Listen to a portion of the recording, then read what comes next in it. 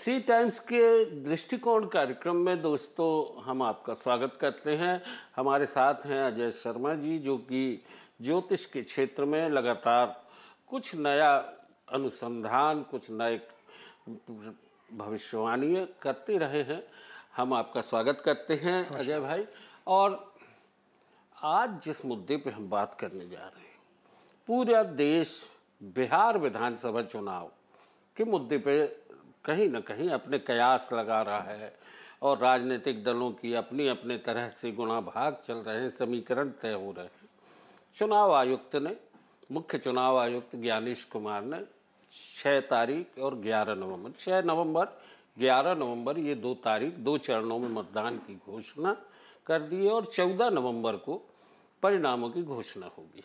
आपको क्या लगता है कि ये जो तारीखें हैं ज्योतिष के हिसाब से, इन तारीखों में क्या स्थितियां सामने होंगी?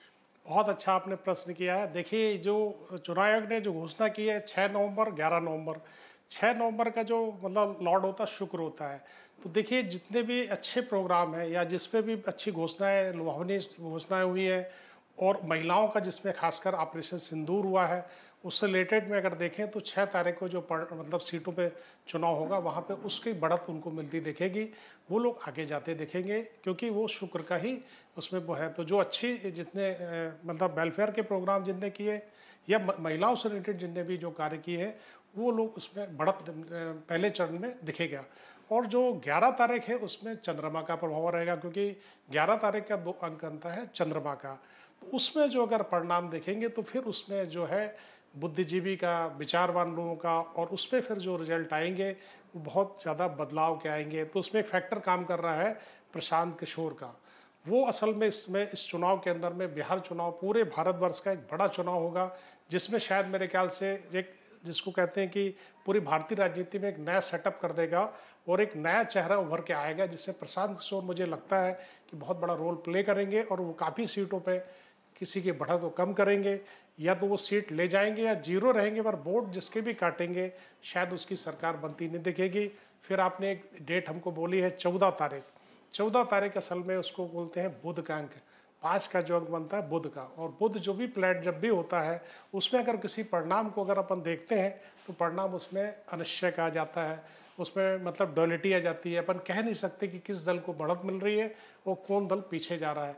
तो उस समय जो चुनाव का जो परिणाम की डेट है वो शायद मेरे ख्याल से भारतवर्ष के चुनाव में शायद, ये तो कहने का मतलब SIR में अगर पहले बहुत विवाद हुआ, फिर ये 2 डेट बहुत अच्छी दी गई, पर उसके जो परिणाम के समय में जो मुख्य जो चुनाव परिणाम की डेट है बुध की है, तो उसमें बहुत का जो निर्णय आएगा शायद किसी को बहुमत मिलता मुझे अप्रत्याशित रहेगा।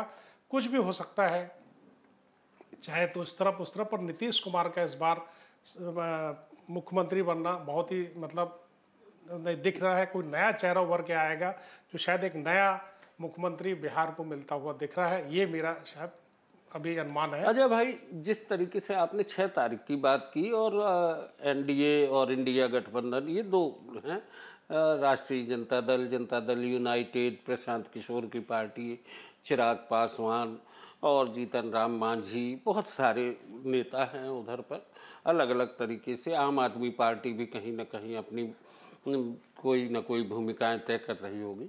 बहरहाल 6 तारीख की जब बात आती है तो अभी महिलाओं को जिस तरीके से 10,000 रुपये की घोषणा की गई है, तो उसका असर आपने बताया कि 6 तारीख को ये महिलाओं का जो है वो वोट बैंक कहीं ना कहीं असर करेगा। बिल्कुल, ये देखिए आप, ये जो भी लोक लुभावनी मतलब घोषणाएं हुई हैं, महिलाओं से रिलेट किए, ऑपरेशन सिंदूर हुआ है, इसके पहले चरण के चुनाव में निश्चित वो जो जिन क्षेत्रों में हो रहा वहाँ पर बहुत ही इसका गहरा प्रभाव पड़ेगा और NDA उसमें बढ़त लेता हुआ दिखेगा। अच्छा, इसमें एक और चीज़ आती है कि 14 नवंबर की बात करते हैं। 14 नवंबर पंडित जवाहरलाल नेहरू का जन्मदिन है, देश के पहले प्रधानमंत्री का। तो तय है कि 14 नवंबर की तारीख अपने आप में एक इतिहास में एक तारीख है। भारत तो ये तारीख एक फिर नए तरीके से सामने आ सकती है भारतीय लोकतंत्र में। बिहार के परिणाम जो हैं देश की राजनीति पर भी असर डालेंगे क्या? बिल्कुल बिल्कुल, ये आपका बहुत अच्छा प्रश्न है। आज के समय में भारत में जो चुनाव हो रहा, बिहार असल में वैसे भी कहा जाता है कि लोकतंत्र का सबसे अवेयरनेस है। कोई भी चुनाव का जो परिणाम या जो भी वहाँ पे ट्रेंड सेट होता है पूरे भारतवर्ष में एक नई जो उसमें गणना देता है। तो मुझे तो ऐसा लगता है कि इस बार जो चुनाव हो रहा है एनडीए और इंडिया के लिए बहुत टफ फाइट होनी है और बहुत एकदम क्लोज फाइट होनी है। और इसमें जो डिसाइडिंग फैक्टर मैंने आपको बताया प्रशांत किशोर, एक्चुअली क्या है क्योंकि वो ज्ञानवान है, चंद्रमा सेकंड मैंने बताया कि 11 तारीख का जो चरण होगा उसमें बहुत ज़्यादा वोट जो है शायद एनडीए के वोट वो काटते नजर आएंगे, वो राजदा कांग्रेस के ही वोट काट सकते हैं। भले ही वो सीट ना लें, अगर सीट लेंगे तो वो निश्चित एक किंग मेकर की भूमिका में आएंगे, और नहीं तो फिर वो किसी भी दोनों पार्टियों के इतने वोट काट देंगे कि कोई भी सरकार बनाने की स्थिति में बहुत अच्छे से मेजॉरिटी में नहीं रहेगा। और जो चुनाव है भारत में एक विचित्र तरह का मतलब इसमें मैंडेट आएगा, और जो शायद मेरे ख्याल से भारत के इतिहास में एनडीए इसमें निश्चित तौर पे बहुत अच्छा प्रयास कर रहा है। शुरुआती चरण में उसको बढ़त मिलती दिख रही है, पर सेकंड और जो परिणाम की डेट है उसमें शायद चुनाव परिणाम रुक जाएगा, और उसके बाद देखने वाला रहेगा कि इस बार का जो परिणाम होगा वो अद्भुत होगा और देखने वाला होगा, लोगों के लिए बड़ा आश्चर्यजनक परिणाम होगा, ये देखने वाला होगा। और अब बिल्कुल आपने बहुत अच्छे प्रश्न किए, मुझे तो लगता है कि ये रोचक है और सबके लिए इसमें बड़ा एक उसमें अच्छा परिणाम देखने को मिलेगा उसमें। अजय भाई, एक और चीज़ है जिस पे कि हम सब को अध्ययन भी करना चाहिए। राम मनोहर लोहिया का एक समाजवाद का अगर देखें तो पूरा कर्म भूमि भी अगर देखें या देश में समाजवाद की धारा, राम मनोहर लोहिया, जयप्रकाश बाबू की एक कर्पूरी ठाकुर, हाँ कर्पूरी ठाकुर, बिहार में एक क्रांति तो हुए, वहाँ एक अपने तरीके का एक उत्साह भी होता है चुनाव को लेके। और अभी जिस तरीके से राहुल गांधी सामने आए हैं, संविधान बचाओ, वोट अधिकार यात्रा भी उन्होंने निकाली, तो कहीं ना कहीं एक चीज़ है कि सुशासन बाबू नीतीश कुमार कुछ हाशिए में तो नज़र आते हैं कि उनकी छवि जो है वो कहीं ना कहीं कम होती दिखती। बिल्कुल, देखिए आपने असल में बहुत अच्छा आपने बोला, राहुल गांधी ने कांग्रेस को पुनर्जीवित किया बिहार के अंदर में। इस चुनाव में आप देखेंगे तो जो बुध की राशि है वो कांग्रेस की भी जो मतलब राशि होती है वो बुध होती है, तो इसका मतलब है कांग्रेस तो बढ़त में है, कांग्रेस की सीटें बढ़ेंगी, कांग्रेस का वोट बढ़ेगा। और ये जो इन्होंने आंदोलन किया था वोट अधिकार यात्रा में, निश्चित तौर पर इसमें कांग्रेस के लिए जीवनदायिनी होगी और बिहार में उनको एक अच्छा एक मैंडेट मिलेगा। और इसके कारण पूरा जो परिणाम है वो शायद मेरे ख्याल से बिहार की राजनीति में एक बड़ा उथल पुथल करने वाला ये चुनाव कहलाएगा। आप देखना विधानसभा का बहुत अद्भुत परिणाम आपको देंगे, आप देखना, हम लोग 14 तारीख नवंबर का इंतजार करेंगे।